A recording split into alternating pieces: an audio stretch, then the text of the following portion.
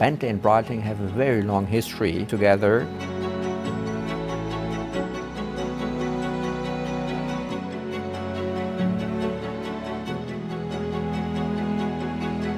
We've put a lot of energy into the relationship and we've done some fantastic, innovative things. There are 4 particular innovations that stick out in my mind. We started out with Breitling back in 2002 actually, when we ran our Le Mans program.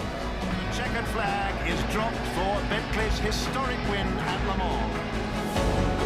A celebratory watch of just 1,000 pieces, 24 Heures de Mans, was made for that particular event.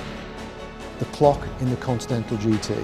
The GT for us was the breakthrough product for the Bentley brand, and Breitling were right there with us in the middle of the dashboard as we launched that car.